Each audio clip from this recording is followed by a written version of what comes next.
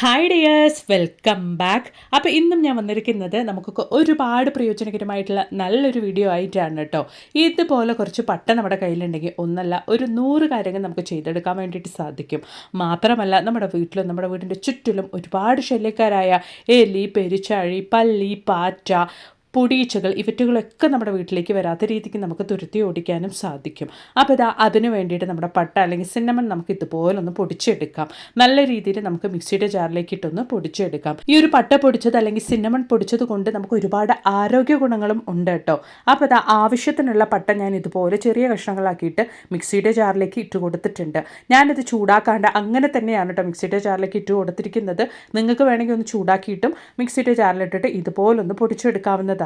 അപ്പോൾ ആവശ്യത്തിന് ഞാനിവിടെ ഒരു 2 ടേബിൾ സ്പൂൺ അളവിലേക്ക് സിന്നമൺ പൊടിച്ചതാണ് എടുത്തിരിക്കുന്നത്. പെട്ടെന്ന് തന്നെ തടി കുറയ്ക്കണം അല്ലെങ്കിൽ വെയിറ്റ് ലോസ് ആകണം എന്ന് വിചാരിക്കുന്നവർക്ക് ഇളം ചൂടുള്ള വെള്ളത്തിൽ, അതായത് 1 ഗ്ലാസ് ഇളം ചൂടുള്ള വെള്ളത്തിൽ 1/2 ടീസ്പൂൺ അളവിലേക്ക് സിന്നമൺ പൊടിച്ചത് ചേർത്തിട്ട് 1/4 ടീസ്പൂൺ അളവിലേക്ക് ചെറുനാരങ്ങയും പിഴിഞ്ഞിട്ട് ആ ഒരു വെള്ളം കുടിച്ചു വരികയാണെങ്കിൽ നല്ല രീതിയിൽ തന്നെ വെയിറ്റ് ലോസിൽ ആ ഒരു വ്യത്യാസം, അതായത് നല്ല രീതിയിൽ തന്നെ ശരീരഭാരം കുറഞ്ഞിട്ടുണ്ടാകും. വെറും 1 മാസം കൊണ്ട് തന്നെ ട്രൈ ചെയ്ത് നോക്കുക കേട്ടോ.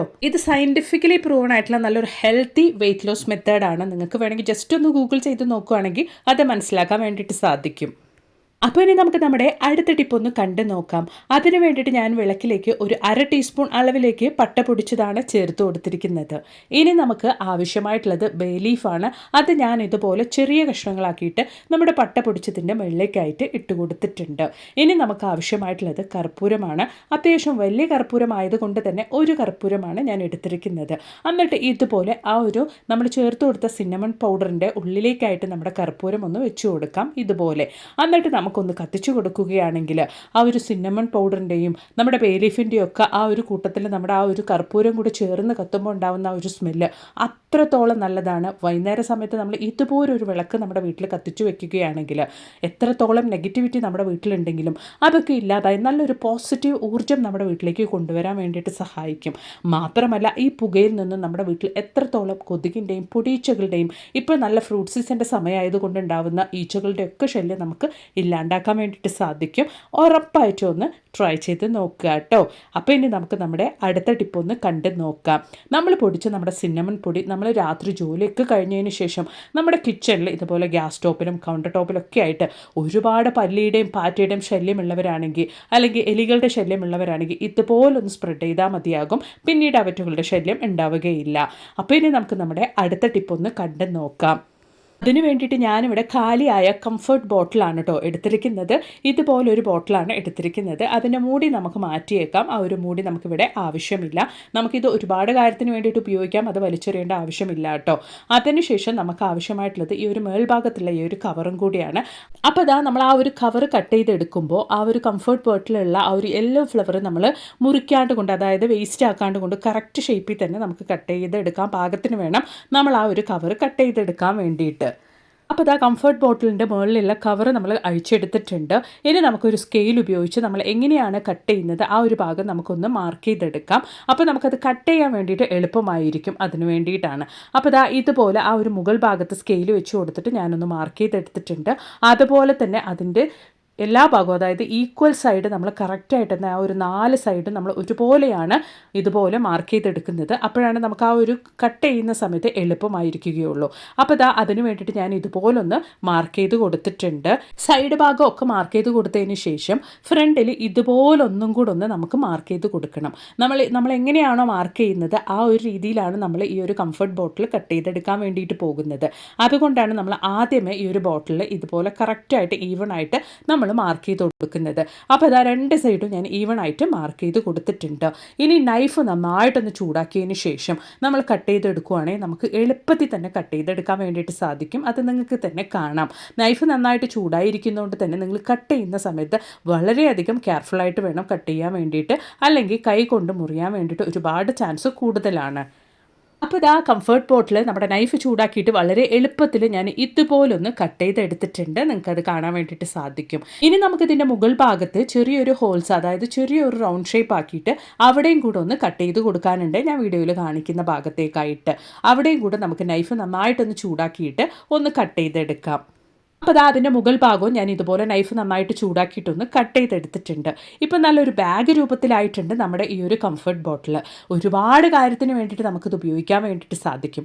അതിനു മുമ്പായിട്ട് ഒരു നല്ലൊരു ഭംഗിക്ക് വേണ്ടിയിട്ട് നമ്മൾ കംഫർട്ട് ബോട്ടിലിൻ്റെ മുകളിൽ നിന്നും കട്ട് ചെയ്തെടുത്ത ആ ഒരു കവറിൽ നിന്നും ആ ഒരു ഫ്ലവർ നമുക്ക് നല്ല രീതിയിൽ തന്നെ ഒന്ന് കട്ട് ചെയ്തെടുത്തിട്ട് ഇതുപോലെ നമ്മുടെ ആ ഒരു കംഫർട്ട് ബോട്ടിലിൻ്റെ മുകളിൽ നമ്മൾ കട്ട് ചെയ്തെടുത്ത ആ ഒരു ബാഗിൻ്റെ മുകളിൽ നമുക്ക് ഇതുപോലെ ഒന്ന് ഒട്ടിച്ചു കൊടുക്കാം. വെറുതെ വലിച്ചെറിയുന്ന നമ്മുടെ കംഫർട്ട് ബോട്ടിലുകൊണ്ട് നല്ല ഭംഗിയുള്ള ഓർഗനൈസർ തന്നെ ഞാനിവിടെ റെഡിയാക്കിയിട്ടുണ്ട് കേട്ടോ. കുഞ്ഞുങ്ങൾക്ക് അവരുടെ സ്റ്റഡി റൂമിലാണെങ്കിലും അവരുടെ പെൻസിൽ, സ്കെയിൽ അല്ലെങ്കിൽ കളർ പെൻസിൽ അങ്ങനെയുള്ള കാര്യങ്ങളൊക്കെ നമുക്ക് ഓർഗനൈസ് ചെയ്ത് വെക്കാനുള്ള നല്ലൊരു ഓർഗനൈസറായിട്ട് നമുക്കിത് ഉപയോഗിക്കാം. അതിന് വേണ്ടിയിട്ട് ഞാനിതാ കുറച്ച് കളർ പെൻസിൽ ഇതുപോലെ ആ ഒരു ഓർഗനൈസറിൻ്റെ ഉള്ളിലേക്ക് ഇട്ട് കൊടുക്കുന്നുണ്ട്. എന്നിട്ട് നമുക്ക് സ്റ്റഡി റൂമിൽ അവരുടെ ടേബിളിൽ നമുക്ക് ഇതുപോലെ വെച്ച് കൊടുക്കാം. അല്ലെങ്കിൽ വാളിൽ നല്ലൊരു ഹാങ്ങറായിട്ട് നമുക്ക് ഈ ഒരു ഓർഗനൈസർ സെറ്റ് ചെയ്ത് കൊടുക്കാം. നിങ്ങൾ ഈ ഒരു ഓർഗനൈസർ ഇതുപോലെ ഉണ്ടാക്കുകയാണെങ്കിൽ എങ്ങനെയാണ് അത് ഉപയോഗിക്കാൻ വേണ്ടിയിട്ട് പോകുന്നത് എന്നുള്ളതൊന്ന് ജസ്റ്റ് ഒന്ന് കമൻറ്റ് ചെയ്യണേ.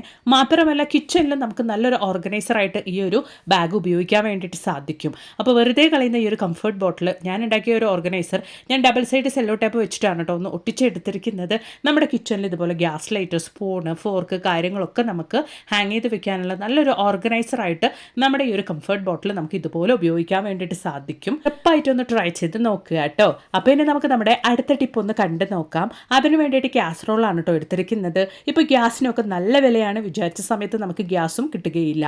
അങ്ങനെയുള്ള സാഹചര്യത്തിൽ നമ്മൾ ഇതുപോലെ ചായയൊക്കെ എല്ലാവർക്കും ഉണ്ടാക്കുമ്പോൾ, രാവിലെ എണീറ്റ് ചായ ഉണ്ടാക്കുമ്പോൾ ഓരോരുത്തർ എണീറ്റ് വരുന്ന സമയത്ത് അപ്പോഴൊക്കെ നമ്മൾ ചായ ചൂടാക്കി എടുക്കുന്ന ഒരു അവസ്ഥയായിരിക്കും. അങ്ങനെ ഇല്ലാണ്ടിരിക്കാൻ വേണ്ടിയിട്ട് ഇതുപോലെ അടുത്ത ആൾക്ക് കുടിക്കാനുള്ള ചായ നമ്മൾ ഇതുപോലൊന്ന് കാസറോളിൽ നമ്മൾ ആ ഒരു ചൂടോടുകൂടി ഇറക്കി വെക്കുകയാണെങ്കിൽ പിന്നീട് വരുന്ന ആൾക്ക് നമ്മൾ ചൂടാക്കി കൊടുക്കേണ്ട ആവശ്യമില്ല. ആ ഒരു കാസറോൾ എടുത്തിട്ട് അവർക്ക് കുടിക്കാൻ വേണ്ടിയിട്ട് വളരെ നല്ല ചൂടോടുകൂടി തന്നെ നമ്മുടെ ചായ ഉണ്ടാകും. അതിന് വേണ്ടിയിട്ട് ഗ്യാസും വേസ്റ്റ് ആക്കേണ്ട ആവശ്യമില്ല. ട്രൈ ചെയ്ത് നോക്കുക കേട്ടോ.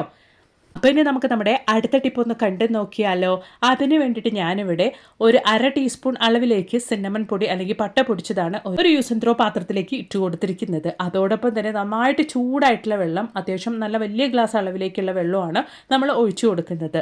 നല്ല ചൂടോട് കൂടിയുള്ള വെള്ളം ഒഴിച്ചു കൊടുക്കുമ്പോൾ തന്നെ വേഗത്തിൽ ആ ഒരു പട്ടയുടെ എസൻസ് ഒക്കെ നല്ല രീതിയിൽ ആ ഒരു വെള്ളത്തിൽ മിക്സ് ആകും. അതിന് വേണ്ടിയിട്ടാണ്. ഇനി നമുക്ക് ആവശ്യമായിട്ടുള്ളത് ഡെറ്റോളാണ്. ഡെറ്റോൾ ഒരു 1/4 ടീസ്പൂൺ അളവിലേക്ക് നമുക്ക് ഒഴിച്ചു കൊടുക്കാം. എന്നിട്ട് നല്ല രീതിയിൽ തന്നെ നമുക്കൊന്ന് മിക്സ് ചെയ്ത് കൊടുക്കാം. വളരെയധികം എഫക്റ്റീവായിട്ടുള്ള ഒരു സൊല്യൂഷനാണ് നമ്മളിവിടെ റെഡിയാക്കിക്കൊണ്ടിരിക്കുന്നത്. അപ്പോൾ ആ ഡെറ്റോളും ഒഴിച്ചു കൊടുത്തതിന് ശേഷം നന്നായിട്ടൊന്ന് മിക്സ് ചെയ്ത് കൊടുത്തിട്ടുണ്ട്. ഇനി നമുക്ക് ആവശ്യമായിട്ടുള്ളത് സിന്തറ്റിക് വിനെഗറാണ്.